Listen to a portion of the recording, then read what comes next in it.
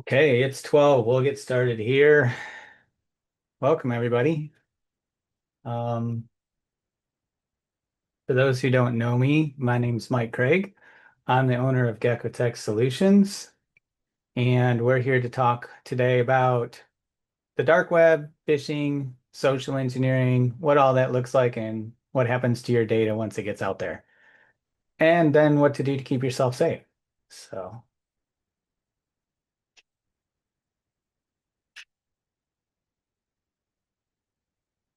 we're going to hit on these topics, what social engineering is, what kind of attacks you're up against, different types of phishing attacks,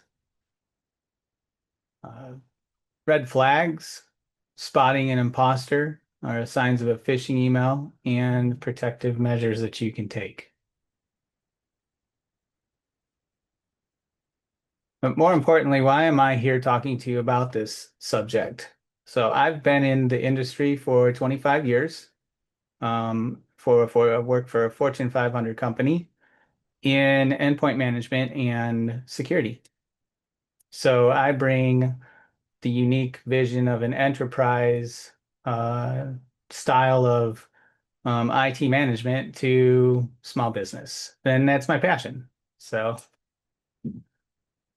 let's talk about social engineering. What is social engineering? It's all about tricking people into handing over sensitive information, shady links, open virtual doors that they shouldn't. The scary part is, these scams work more often than you think. Hackers are very good at pushing emotional buttons like fear, urgency, or even curiosity to make you act fast and think later. That emotional trickery is why social engineering works so well and why it's responsible for a lot of data breaches today. If you haven't heard, TransUnion just released 2.9, I think it was 2.9 million records, 4.4 million. Oh. Anyway, they just got breached and released a lot of information on their customers. But let's take a look at some of the types of cyber or social engineering attacks you need to be ready for. So there's more than one way for these social engineers to break into your business or your personal information for that matter. They're getting more persistent, more sophisticated every day. And here are the top ways or top tricks they use to worm their way into your life. Phishing is the old classic, right? You get an email from the bank, your boss, your favorite service, and it looks legit. It looks like this I should click this, right? This is my bank asking me to change my password. Yeah, and it wasn't. So you do it and your credentials are in the wrong hands. Spear phishing, this one's more targeted. The attacker knows your name, knows your role. They craft an email that's personal directly to you. Since it seems to come for someone that you trust, you act without thinking. That's how deep these attacks can go. They can even go to the point where they do what's called a deep fake and imitate your voice and video. Pretexting. Here, the attacker makes up a story. Maybe they pretend to be from IT and need your login to fix something for you. They might even say, hey, there's been a security breach and we need your help to stop it because we're IT and we need you to help us. In fact, they're counting on you to play along with that story, and that's what makes it so dangerous. Quid pro quo attack. You're offered something valuable like a gift card, loyalty rewards in exchange for information. The bait seems harmless, but once you bite, they've got all they need. It's too late. Uh, Baiting, this one's about dangling again something tempting like free exclusive content, a download. The goal to get you to click. Once you do, you're either handing over sensitive info, downloading malware, onto your computer, which then sends them sensitive info without you realizing it. Tailgating, and this is physical access. So this is about someone follows you into a secure facility. So maybe they're holding a cup of coffee in their hand, they're pretending they've forgotten their access badge. Um, your guard drops, and just like that, boom, they're inside. And what can they do inside? If you don't have a clean desk policy, they can pick up papers from your desk, get people's information, um, sharing a whole bunch of stuff. So, watering hole attack. Here, attackers infect a website that they know your team visits, like an industry forum or a vendor page, and they take that site and weaponize it. You visit it like you always do, but now you're unknowingly downloading malware and again sending them information that you don't want to be sending to them. So each of these attacks is a different flavor of the same strategy. Get in by exploiting trust. Next, let's take a closer look at phishing specifically. So there's different kinds of phishing attacks. It's not just email anymore. The hackers have leveled up, and so should your awareness. We've already discussed regular email phishing, spear phishing in the previous slides, but let's talk about two other prominent types, smishing.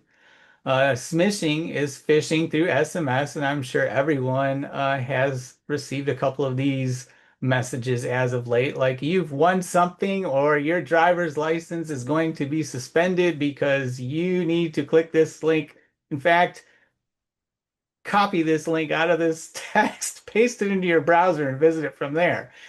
Yeah, so you've got to jump through hoops to get that done. Not a good scenario. So game over because mobile screens small, fast-paced, we're more likely to trust and act without checking.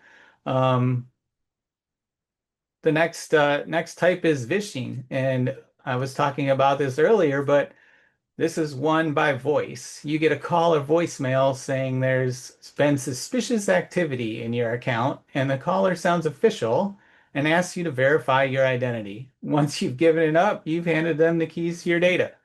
So be cognizant of who you're giving your information to when they call. Hang up and call them back at the number that you have for them. You know, phishing today is a moving target. The advancement of AI is helping attackers create kits, write better scripts, mimic real people. It makes phishing super hard to spot. So, how do you stay ahead of all this social engineering attacks? Start by knowing what to watch out for. So, the first step to stopping social engineering is spotting it. What are the red flags? You can catch them if you know what to look for, like an unusual request. And is that slide kind of small? Let's switch to just the slides. Yeah, so an unusual request. Something feels off. It probably is off. Maybe someone's asking for sensitive info they never needed before. The CEO wants you to urgently share your login credentials or buy gift cards for a client with such an when such an unbelievable request just comes out of nowhere. Stop, take a step back, and verify it first. Urgent tone. Attackers don't want you to think. They don't want you to uh, react. They don't want you to um, they want you to do it now. They don't want you to have time to even think about it. Your account will be locked. We've detected fraud. They create panic to cloud your judgment. That sense of urgency, it's a trap. Too good to be true offers. Hey, you want an iPhone? Or claim your reward are tricks that tap into excitement. But if you didn't enter a contest or request anything, don't trust it. Free stuff often comes with a pretty real price. So by training yourself and your team to look for these red flags, you add a critical layer of defense. Let's look at some signs of a telltale phishing email. and we'll see if you can spot the clues here. A phishing email often looks like the real deal, man, but it has cracks in it if you know where to look. Train your eyes to spot the clues. So, what about this greeting? Dear user, hello user, dear customer, instead of your actual name. That's lazy phishing. Real businesses usually know who they're talking to. Hackers, yeah, not so much. Spelling errors. Look for misspelled words. Awkward grammar or weird formatting. Scream something's not right. Legitimate companies proofread. Scammers rush. Keep in mind that with the help of AI, some cyber criminals are putting together more legitimate looking messages, and AI just helps them do that so much better. Suspicious attachments. If you weren't expecting uh, to see a file that ends in .exe, .zip, or .scr, those are kind of a red flag. If you're actually getting those kinds of files, we need to sit down and have a chat. So, clicking them could install malware before you know it. Incorrect email address. Look closely. The sender's name might say PayPal, but the actual email is from random123@gmail.com. That mismatch is a dead giveaway. Urgent or threatening language. Act now or lose access. Your account has been suspended. Are classic tactics to create fear. Don't take the bait. Slow down and verify. Did you get a ticket? Were you in Ohio last month? Right? Yeah. Malicious links. Hover over a link before clicking. If the preview URL looks shady or unfamiliar, don't touch it. Even one click, just one click, could compromise your system. Spotting these signs is the first line of defense. But catching phishing isn't enough. You also need to build protection into your business.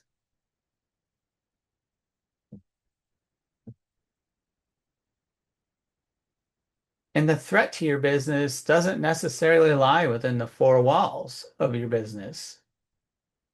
Who here, type a one in the chat if you use the same password for one or more of the following sites. Two or three. Let's see any chat. Facebook, Instagram, not the same password. LinkedIn's different, not your same as your bank account.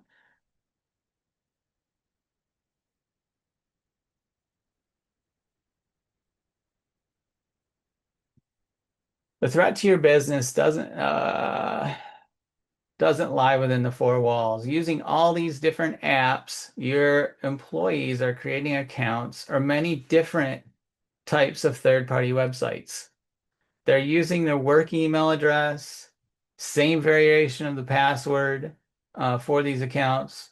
Once a third-party website is breached, cyber criminals are able to test passwords that they obtain on other more dangerous websites.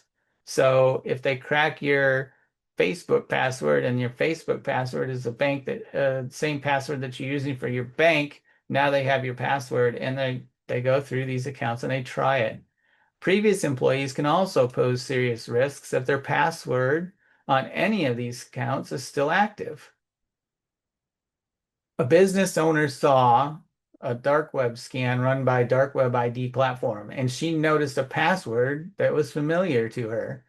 Upon further investigation, the business owner realized that the password visible on the dark web ID scan was still an active password for the company's bank account, with access to millions of dollars and credit lines. Having the visibility from this dark web report uh, helped this company avoid a catastrophic breach. It also allowed the HR team to implement better and more secure onboarding and offboarding processes.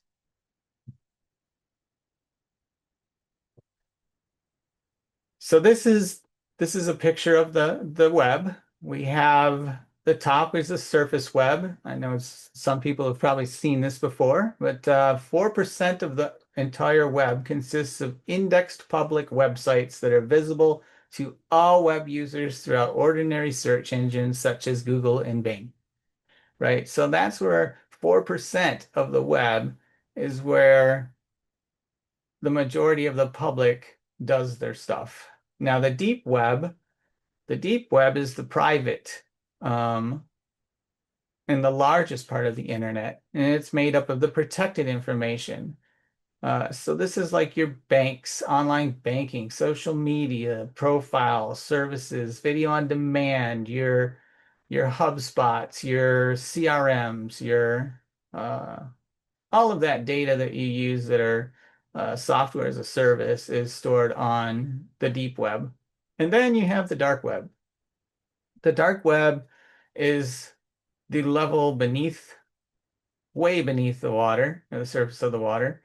Um, and it's a part of the internet where a complex encrypted system not visible to traditional search engines um, can be accessed only by a special browser called Tor. Transactions, IP profiles, locations, your social security numbers, right? All these things are out there and it's totally anonymous, making it for the perfect place for many illegal activities to happen. It's not illegal by itself in existence, but that's where the criminals live. So one of our analysts pulled this job posting from the dark web. Um, which looks exactly like something you might see on Indeed or LinkedIn. I mean, they're hiring for $63,000 per month with an annual salary of 762K. So, what this slide is trying to communicate is, the dark web is a real business. It's there's money, they're making money and they're paying people very well to break into your things. Um, Here's a snapshot. We're going to do some snapshots from the dark web. This screenshot shows you that you can purchase data from employees from various companies, varying in size. And it's just downloads of company information, database of 8 million records on different companies. This one here, and I know these are probably pretty difficult to read. Maybe I can just switch to the slide, but um, this is the clone card crew. They are providing various credit card dumps and rely on positive customer reviews to gain business. This illustrates how legitimate these operations are. They function like Amazon Marketplace.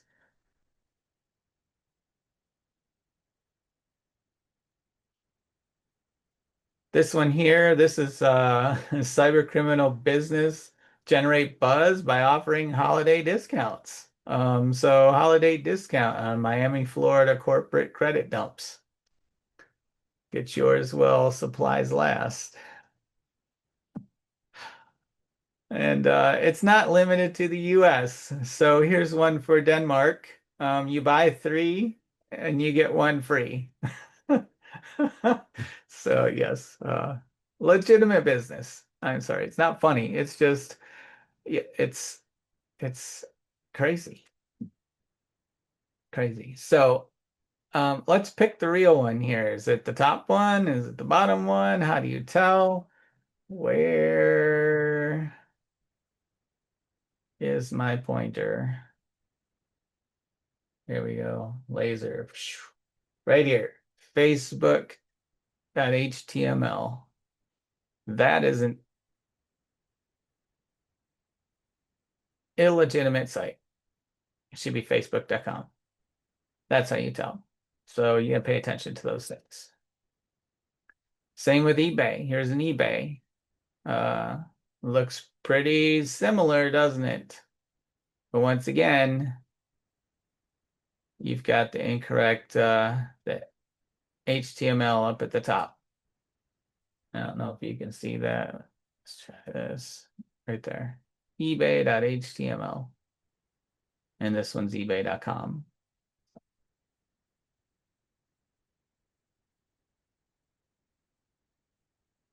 This one you're definitely going to need just a slide.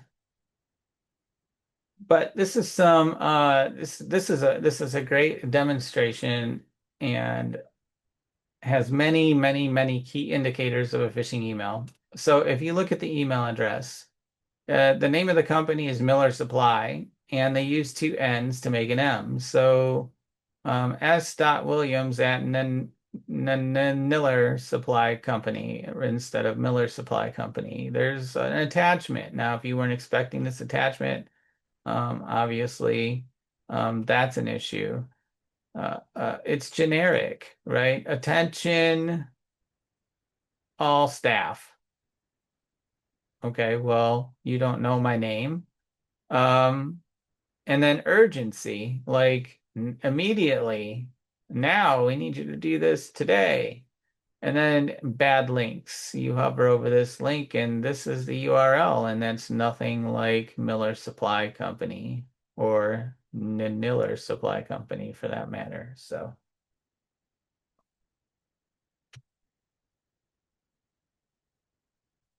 how do we handle this, right? We practice good email hygiene and we go back to the good old fashioned how do you wash your hands? What's the CDC recommendations? Well, wash every email. Take 20 seconds to look over the email to make sure that you don't see any of these dead giveaways in the email before you start messing with it. So here's 9 tips to protect your business. I'll let you read from these.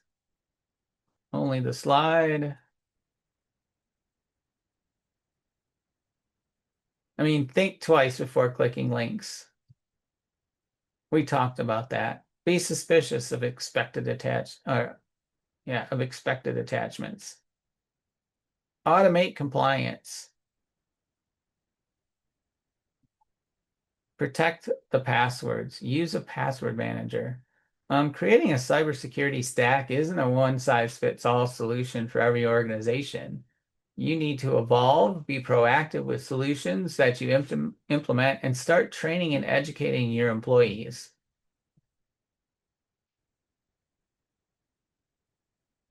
Ask for help. Get a security expert to plan some strategies and solutions for you. Stay current on the threats. Um, there's many feeds out there on the internet that will provide you with the latest cybersecurity breaches. TransUnion was the latest big one, but know what they're up to, know what they're doing, know what's happened. Keep an eye on the bad guys. Monitor your dark web report.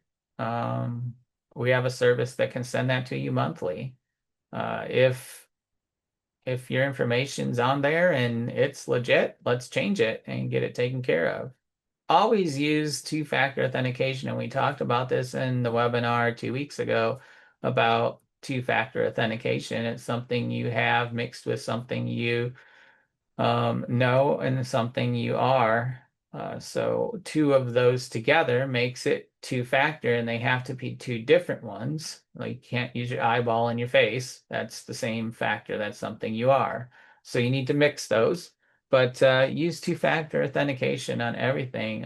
In fact, if not, multi-factor authentication. Microsoft requires that any admin accounts have multi-factor authentication enabled in order to log in. And basically, they use your IP address as the third factor. And then be aware of strange networks. I travel a lot as an IT person, and I'm always carrying a hotspot with me. I will never connect to a hotel or airport network. It is just a cesspool of trouble waiting to happen. So I, I've even turned off on my laptop the ability to auto connect to networks. I have to manually connect to a network. It's just security best practice.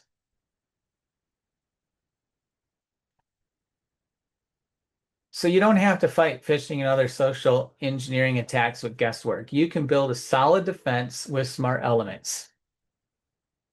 For email security, like set up strong email filters and monitoring tools that help catch phishing attempts before they reach your inbox.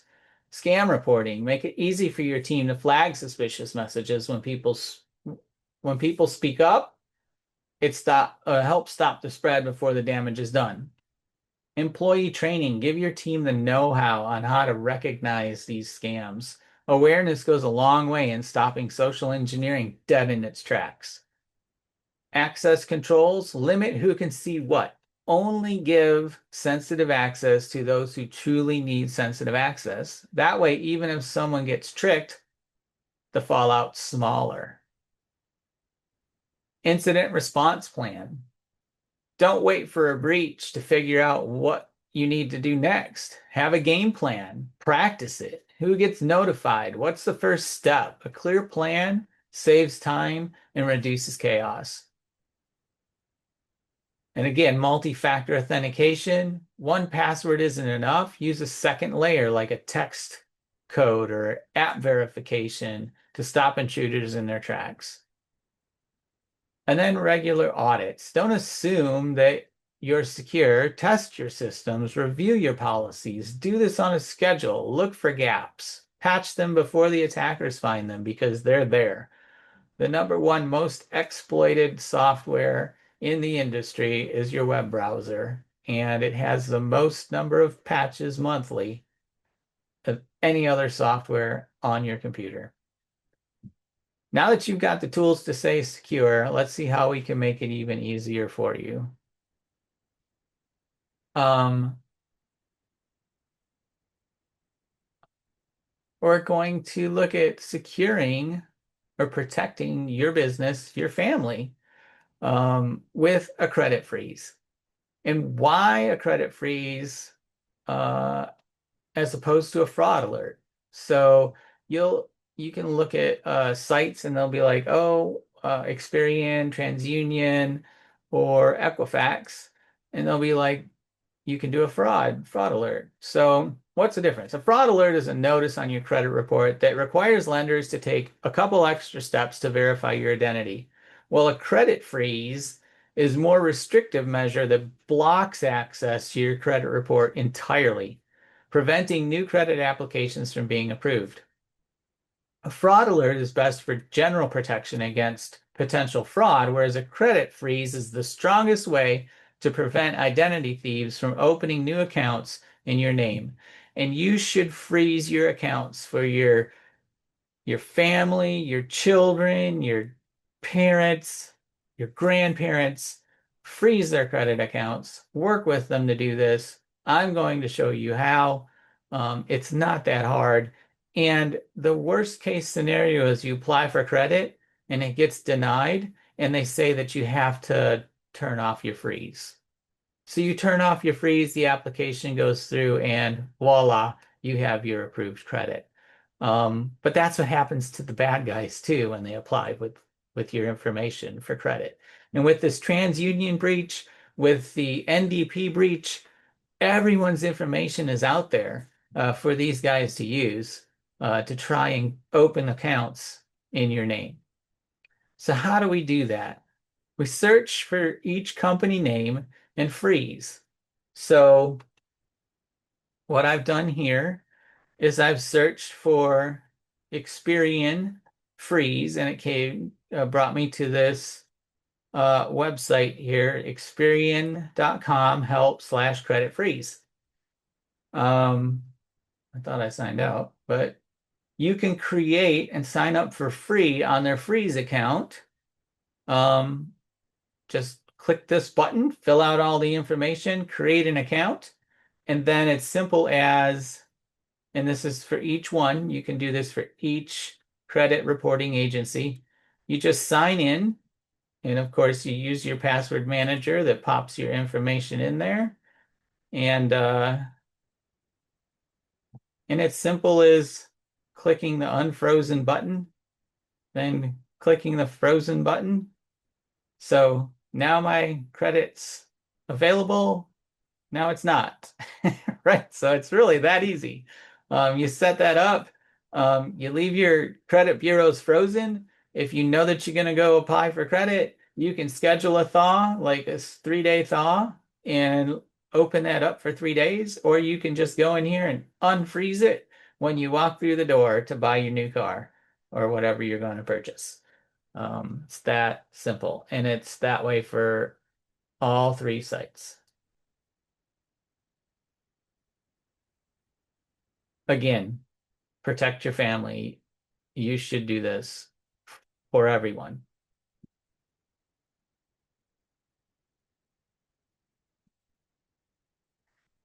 And, we've walked through the threats, the red flags, the defenses, but knowing all of this is only part of the solution. Putting it into action is where we come in. We bring the hands-on expertise, reliable tools to help you implement everything you've seen here, from setting up regular audits, catching vulnerabilities before they escalate into chaos, uh, to running employee training that builds awareness across your entire team. We've got you covered. We leverage proven strategies that make sense for your business size, needs, and budget. You don't have to figure this all out alone. Reach out to us today and let's work together to outsmart the next hacker headed your way. Uh, Scan the QR code for more info. And if there's any questions, now would be a good time.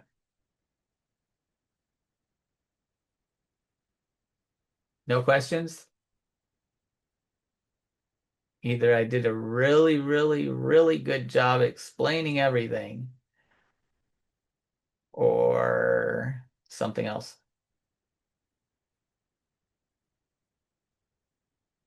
Well, awesome. There's no questions. I have nothing else for you. Oh, what was the outcome of TransUnion? Let's look. TransUnion data breach.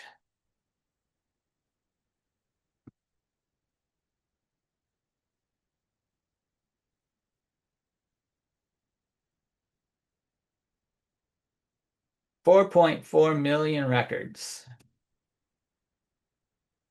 And I don't think they know the extent of what was released yet. So, yeah, that's a big one. And a lot of data. So if you have an account with TransUnion, I would be going to change your password. And then I would change your password again in 30 days. And I would change your password again in 30 more days. So yes, I would keep on top of the TransUnion one. So anything else? Good question, John. Thank you.